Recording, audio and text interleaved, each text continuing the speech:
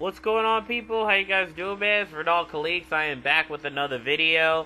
Came to talk about the Money in the Bank pay-per-view, which did happen indeed, and I gotta say, there were some highs and lows of the Money in the Bank pay-per-view. I don't know how to put it this one, but it was a good pay-per-view. I gotta say, there are some pay-per-view matches that really boost up the pay-per-view, made it look great, and there's some matches that didn't make it look like a great pay-per-view. And that's what I'm going to say to that, apparently. So, quite frankly, for the Sheamus and Del Rio match the SmackDown Money in the Bank to open up, which was good, and then they followed up with the World Title match. The SmackDown Money in the Bank was really good. I was actually going for Cody Rhodes to win this one. But Dolph Ziggler, I was mad because Dolph Ziggler already had so many title opportunities, but never won it. So I think, for him to win Money in the Bank, they're gonna try and make it more official. I mean, with Vicky Guerrero having Dolph Ziggler's back, this is gonna be a chance for him to continue building up. I mean, if Vicky wasn't managing Dolph Ziggler, what else should we do? She would have completely nothing to do. So I think this is a point where Vicky Guerrero can really boost up Dolph Ziggler, just like how she was boosting up Edge. And yeah, Vicky Guerrero, who was married to Edge back in 2008. Well, the year of the Olympics, so that's what I say to that, apparently. But other than that, for the most part, most definitely, the SmackDown Money in the Bank has so many highs in this match, with Sin Cara getting powerbombed through Lord Tensai. Lord Tensai has so many potential in this match, so many chances to win this one. But it turned out that Cody Rhodes had some good points in this match, where he knocked out Lord Tensai. Cody Rhodes actually looked fantastic in the ring. He's been looking fantastic. Not just because of the jeans, because he looks fantastic. There's some people with jeans, who had fathers that were wrestlers and don't manage to fall through. But Cody Rhodes looked fantastic. And you can tell he's been training hard for this match. And he took it real seriously. So that's what I think I left it from there. Other than that, I think, Christian, has so many opportunities. I thought he was gonna win. That Money in the Bank was so unpredictable. You believe it or not, and to say that I was hoping that Christian got that briefcase, and that way he could win it like his buddy Edge did. But unfortunately, that didn't happen. However, he's still the Intercontinental Champion. That's what I think did happen indeed. So yeah, that's what I say to that. Other than that, we had Santino, that match there with the Cobra thing was kind of stupid, but I was actually glad he didn't win that Money in the Bank. So I'm glad they did something silly there, but for him to do something like that,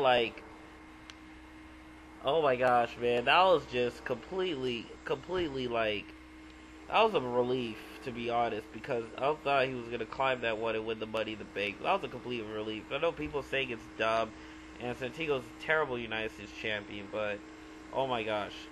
Believe it or not, that was just ridiculous. So, later on the match, Dolph Ziggler had a clean opportunity to win the Money in the Bank, in which he did won indeed, which was actually, I thought was awesome that he won. Now, I think he won. He probably has a chance of being an official world champion, so they try to make him an official main eventer, which I thought was fantastic. So, that's what I say from there, apparently. Next match, we have the World Heavyweight Championship match, Alberto Del Rio and Sheamus. I think this match had some good back and forth. Alberto Del Rio nailing in some high-flying execution there, and taking out Sheamus, but the ending of the match was just terrible. To see Sheamus build up for a bro kick and win like that, to be honest, it made Del Rio look like a joke. He looked like a jobber at the end. Del Rio looked like a complete jobber. They could have nailed a bro kick out of nowhere and not see it coming, or Del Rio kick out, but they just ended the match like that. It looked a little rushed to me, but it looked like, they need to get it done. But it looked bad, so to be honest. And I just completely can't believe how the match ended with Sheamus trying to nail the bro kick, but unfortunately, Sheamus nailed the bro kick, and unfortunately he executed and 1, 2, 3 just like that. Del Rio, Ricardo beat him up after the match, try and cash the Money in the Bank. Ziggler tries to cash the Money in the Bank, backfired. And the briefcase, it wasn't an official match yet, so Ziggler still has his Money in the Bank.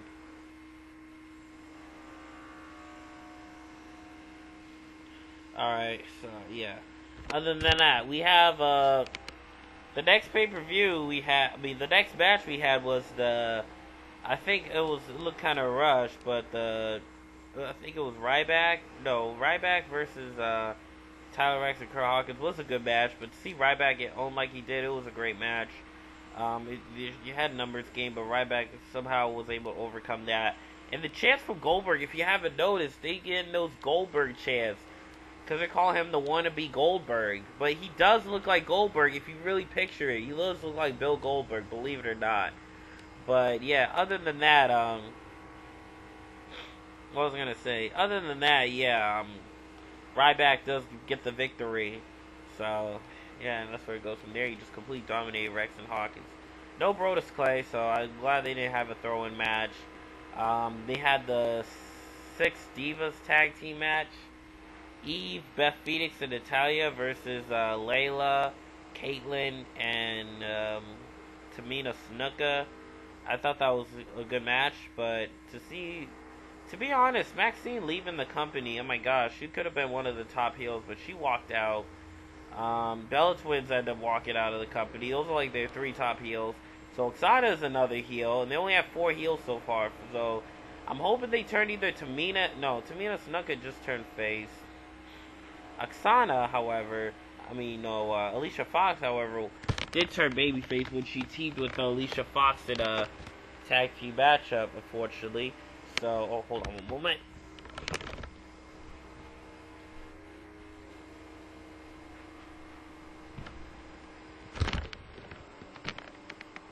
Okay, I'm back. Alicia Fox was a heel at one moment, that's what I have to say. Eve finally getting back in the ring. She actually competed. I thought they were going to throw in Oksana. I was going to be like, oh, what are you doing? But it was unfortunate that didn't happen. Eve gets what do you call it? Eve gets some good in-ring time, but wasn't that fantastic. But she was able to nail some moves here and there. And with her new in-ring attire, it looks a little different, but still looks the same. I don't know what, but I was excited to see her back in the ring. Ever since Laurinaitis getting fired, she's been getting more in-ring time. So, I don't know what's going to happen on Monday Night Raw tonight. Well, regarding Eve, but I think she needs a title match. She needs to be back in the title picture. So, not once in a bit they mentioned John Laurinaitis being fired. So, and Eve was the executive administrator, but they didn't mention that. They just mentioned like her character and her personality and how she was a 2-time Divas champion. So, that's what I say to that. Other than that, we also had, so next match we have the WWE Championship match, no disqualification, AJ special referee. It was a great match. AJ at one point was hurt, but luckily was able to get back in the ring. She kicked out the referee, which was kind of funny. I thought it was funny, but it was dumb at the same time, but she should have been the guest enforcer. There were some points where AJ was able to get involved and played a big role in the match. And it kind of really centered on her, to be honest. And I think her being the special guest referee wasn't that great of a move. But if you come to think of it, it's like AJ really played a big role in that match. And it like made it very climatic in the match. Like, you never know what's going to happen. AJ getting the table out. AJ getting the chair out. AJ really staying out of the way. That way she doesn't get run over, which was a good thing. So they played a good role there. But at the end, CM Punk does the suplex through the table, which led CM Punk getting the victory. Apparently, AJ counting 3, which I thought AJ was gonna screw Punk and go 1, 2, kick Punk, hit her with the chair, and then have Bryan get an upset win. I thought that's what was gonna happen. Then AJ and Bryan become an alliance, but other than that, CM Punk gets the clean win, which the match ends there. CM Punk becomes WWE Champion. I wonder what's next to happen when Punk as a WWE Champion. You never know. But with Daniel Bryan, oh my gosh, I don't know what's going to be next with him. But he actually played a good title. But to see him keep getting booked in WWE title matches, which I think they are going to again, they're going to say, oh, if it wasn't for AJ, I would have been WWE Champion. Or they're going to do something like that where he becomes completely complaining. But yeah, they're going to try and book it again, which they did at Over the Limit, had a normal referee, not AJ referee, so I think it's time to have someone else get a new title opportunity. That's what I'm hoping to happen. Next match, we had the WWE Money in the Bank main event, and The Miz returned into the Money in the Bank. He was the 5th contestant.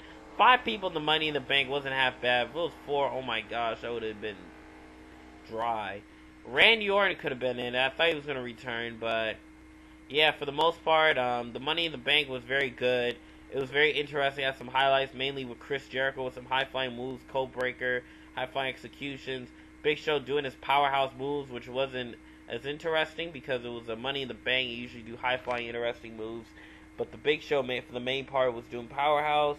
John Cena doing kind of mix.